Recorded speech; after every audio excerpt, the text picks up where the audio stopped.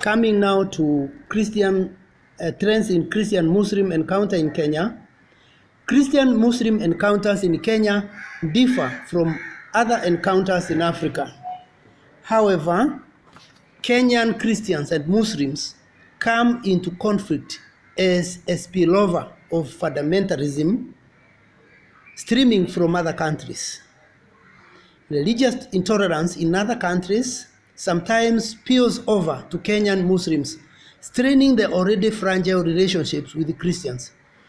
In recent times, Muslims adherents have demonstrated open and physical hostility in the country towards churches.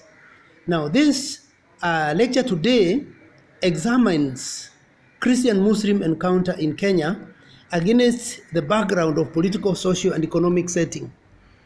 Now, political influence. Now, Christians and Muslims' political engagement predate Kenya's independence in 1963. And according to one scholar by name Sarim in his works, 1973, he notes that the Coast Arab Association, CAA, mainly formed by Arab Muslims, appeared on the Kenya political scene in 1921.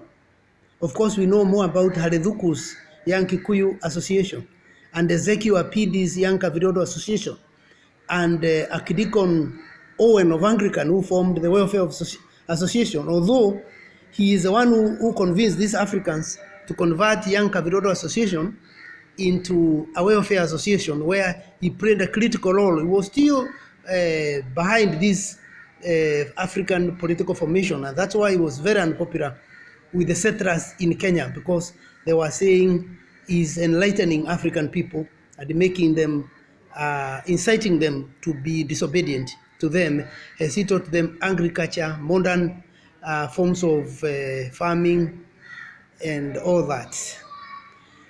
So the associations, CAA or the Coast Arab Association's main agenda was to petition the perceived Christian-dominated British colonial government to include Arab Muslims in the Legislative Council, Since Sarim further notes that the British colonial government yielded to the pressure and allocated 2 seats in the Legislative Council or Parliament those days, which was called Legicor or Legislative Council, even though the CAA had requested for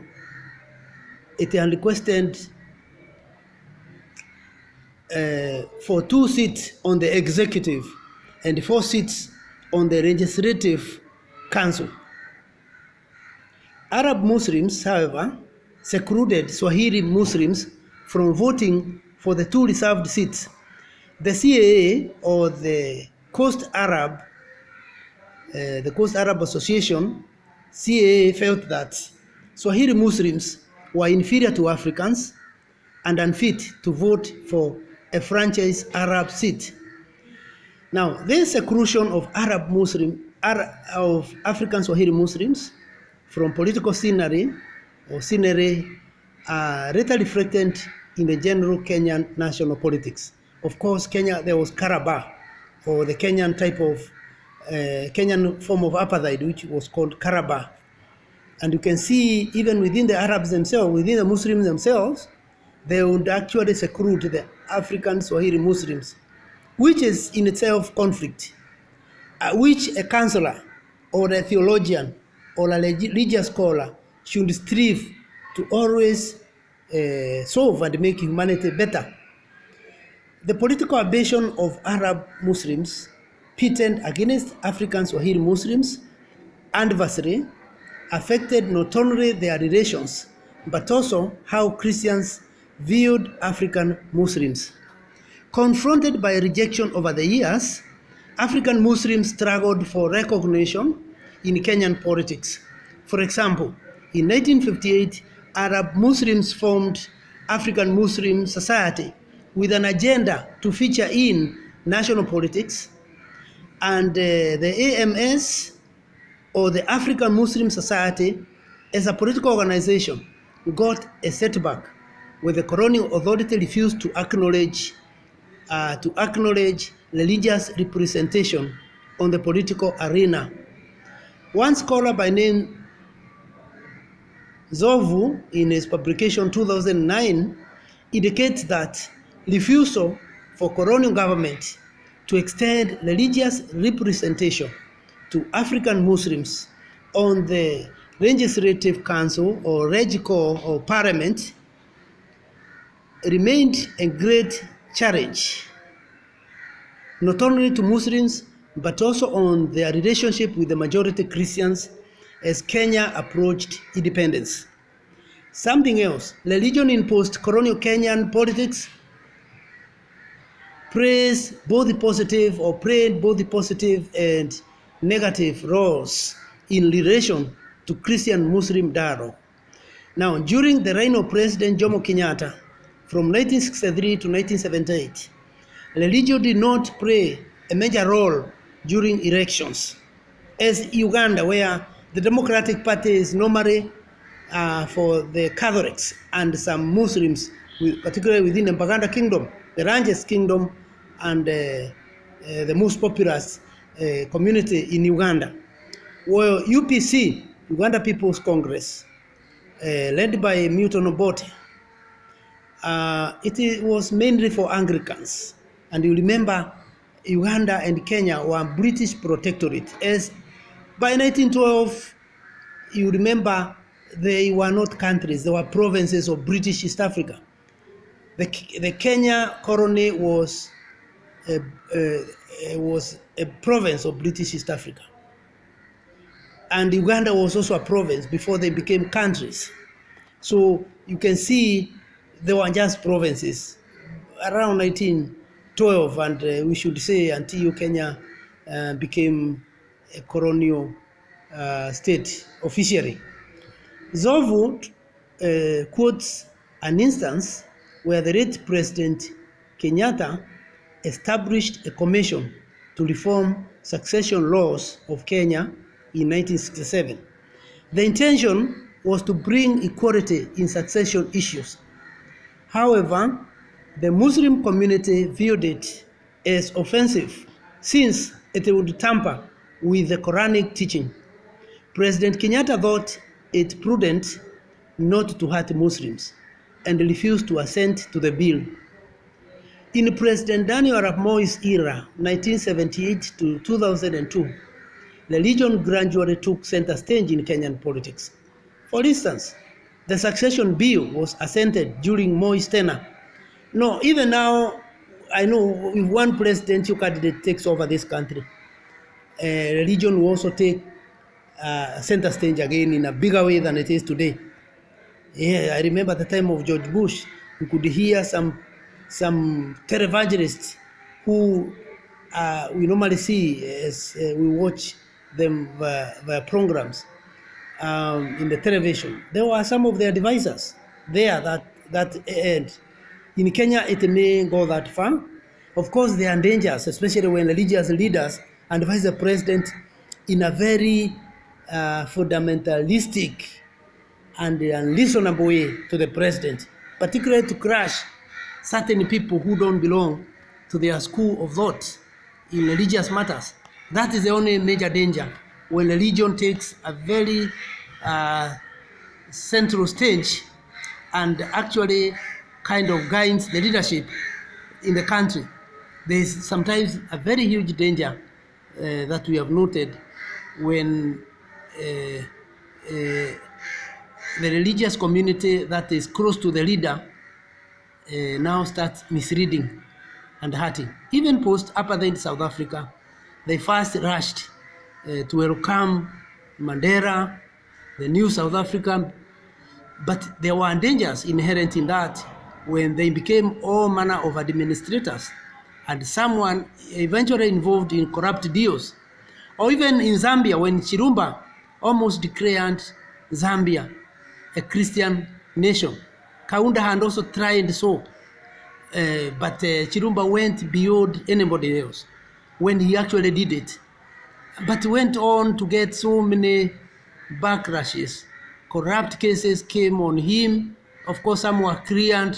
He then went on to divorce his wife, Regina, who went on to become an MP when Chiruba was being harassed by the courts and the new government that came in.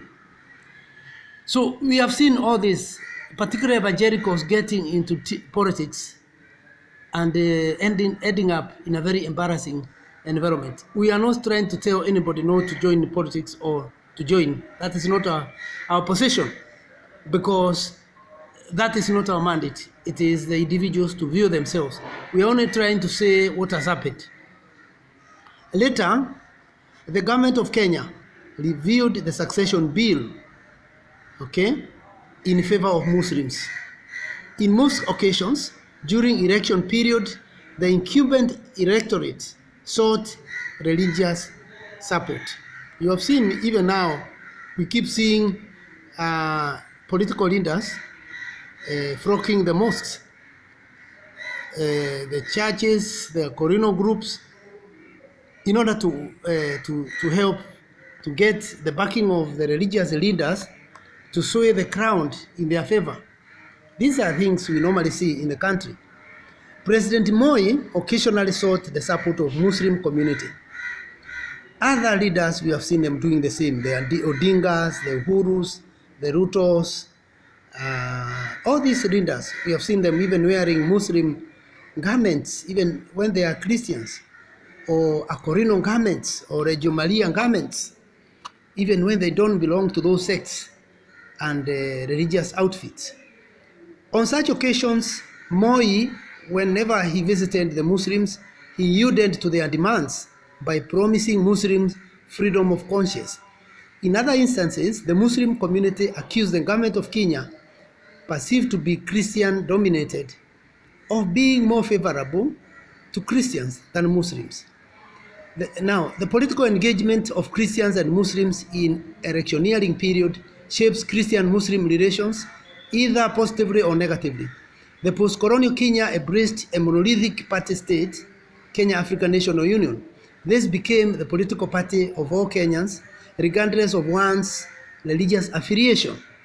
The political reforms of the 1990s led Kenya to a multi-party state.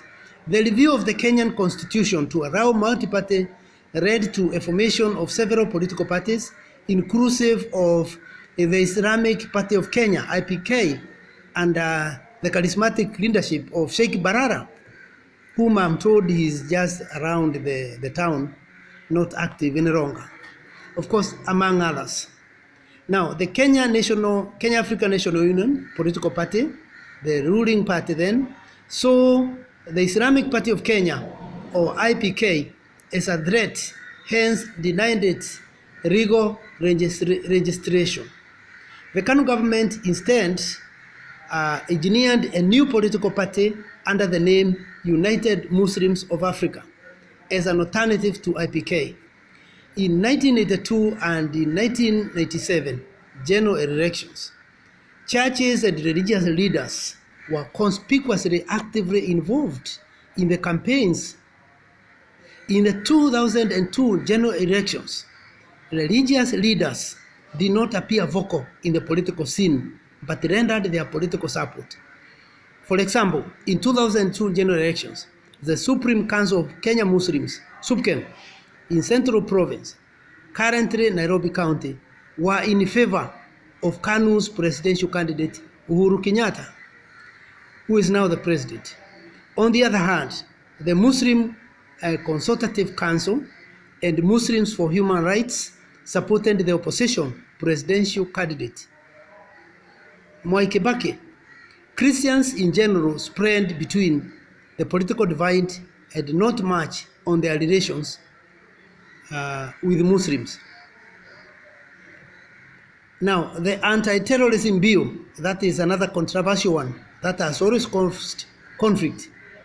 The anti-terrorism bill and constitutional review further polarized the Christian-Muslim dialogue. The anti-terrorism bill 2003 and the debate over the Qadhi's court's inclusion in the Kenyan constitution polarized Christian-Muslim dialogue in Kenya. The debates revealed simmering religious tensions between Christians and Muslims in the country. While Muslims generally wanted inclusion of Qadi courts into the Kenyan constitution, Christians were highly opposed. The 2007 general elections and its background tagged on anti-terrorism bill and Qadi's courts mentioned above, which were a concern for both Christians and Muslims. Now, Christians and Muslims participate in electioneering period in Kenya. That is not a secret. Both Christians and Muslims do participate in this hotly contested electioneering period, as next year's election in 2022 will be a highly contested election, and stakes will be very high, because it appears we are getting back to where we were some years ago, where it's a do or die fight. And this is where we observe the conflicts that emanate from such happenings. And finally, the politicians take their conflicts to the religious sector, and the conflict builds up. I'm very happy to see the Anglican Church putting a caveat on politicians who are using the church to accede to the top. This is a welcome thing, although particularly considering that the Anglican is the largest Protestant church in Kenya, and of course, second largest church after Catholic Church.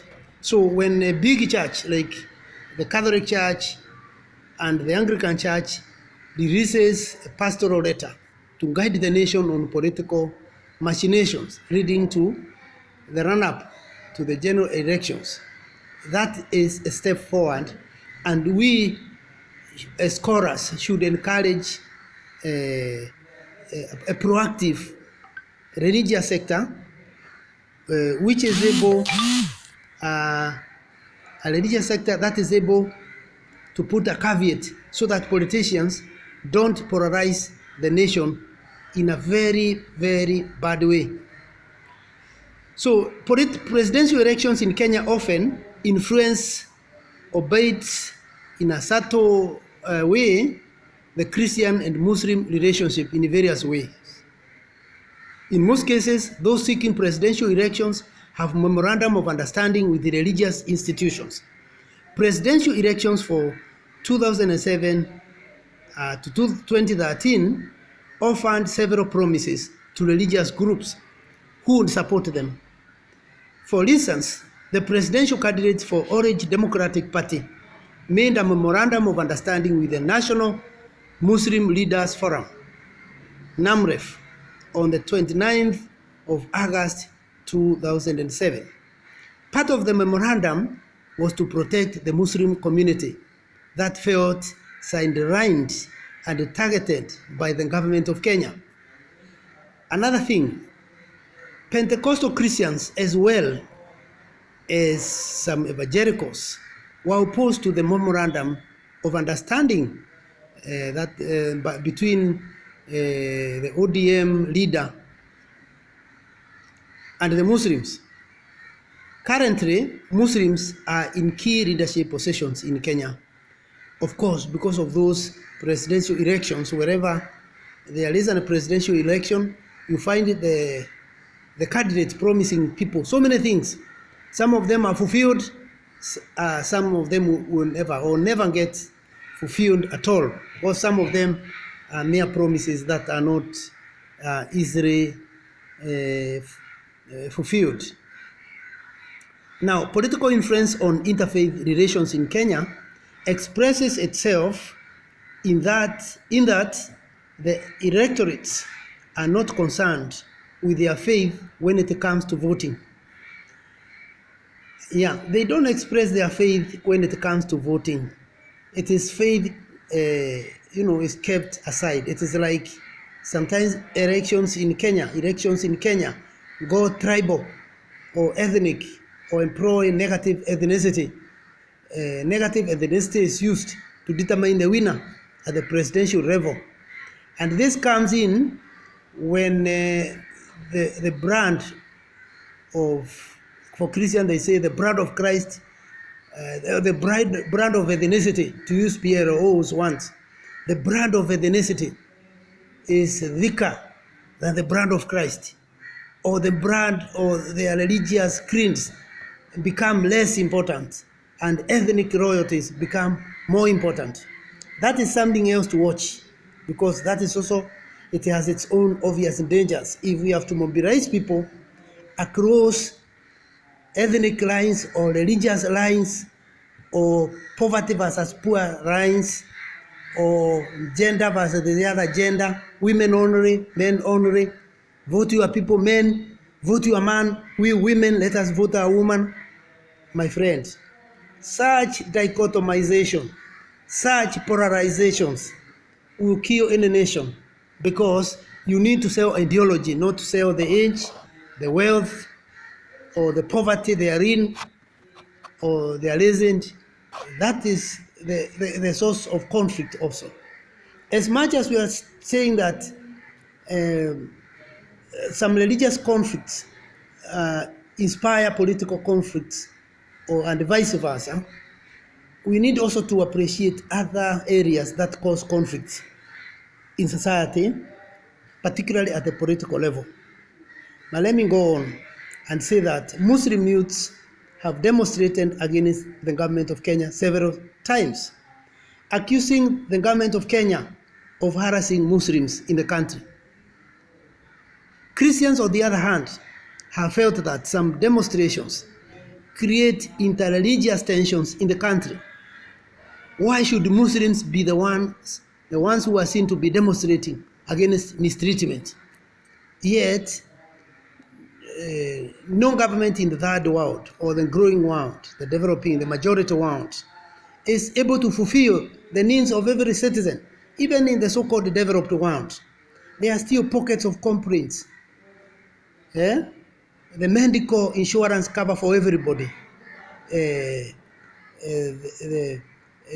other needs, basic need, not necessarily basic needs, other things, of course there are other needs, without saying in details. For instance, during the 2010 referendum, during the August 2020 referendum in Kenya, some churches were undermined and sought not to support the new constitution for its apparent inclination to the Qadhi's courts.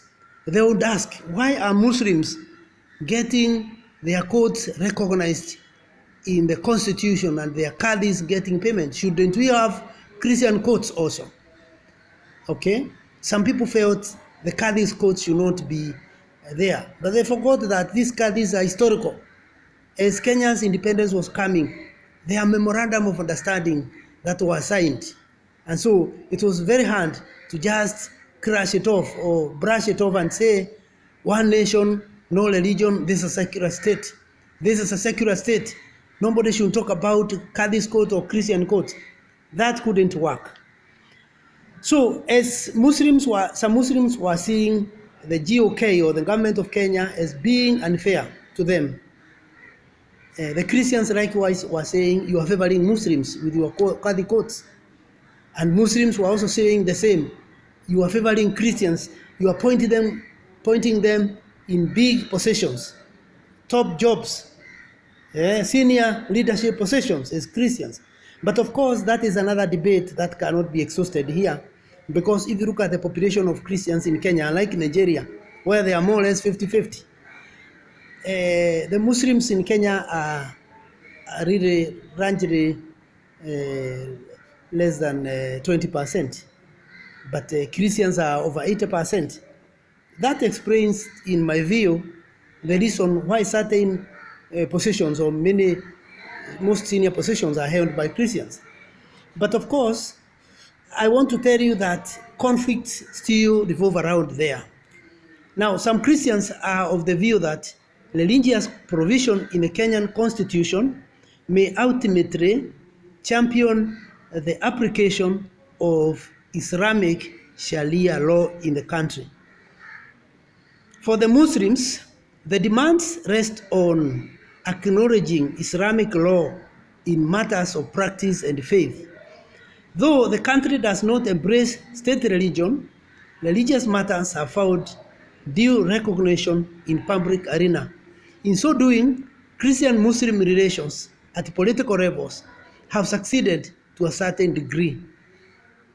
Now, in ending this subsection, let me say this, that the 2013 general election pitted the National Alliance against the Coalition for Reform and Democracy, CORD, as they sought support from both Christians and Muslims. Christians and Muslims fully participated to support the presidential candidate of their choice. Political society or political and societal issues, elections included influence, Christian-Muslim dialogue. Okay, that political and social issue came in, and to win, you had to influence, to attempt as a politician to influence the Muslim and Christians on the other hand. Sometimes there was no dialogue, by the way. It was pitting one against the other. And sometimes it worked for parliamentarians. Sometimes it worked. Sometimes it worked for some people. It worked for some people who wanted civic seats in their respective areas. When you note that Christian Muslims are more, you just talk about these dominating Christians. Or where Christians are more, you talk about these dominating Muslims, and yet they are few. And so you put them against, you set them against one another. Now, during the period of election, during the period of elections, elements of fanaticism and moderation among religious groups are experienced. Sometimes Muslims feel marginalized or disempowered in a perceived Christian-dominated political scenario in Kenya, though political functions consult them also to support their political beings. So these political functionalities continue following the map and becoming too friendly around that time, sometimes donating generously to this religious outfit vis-a-vis the other. The previously mentioned perception by Muslims has caused much suspicion in matters of Christian-Muslim relations in the country. Occasionally, Muslims view interfaith dialogue as another form of Christian political dominionship and discrimination towards them. However, religion and politics remain closely connected in Kenya. Any question?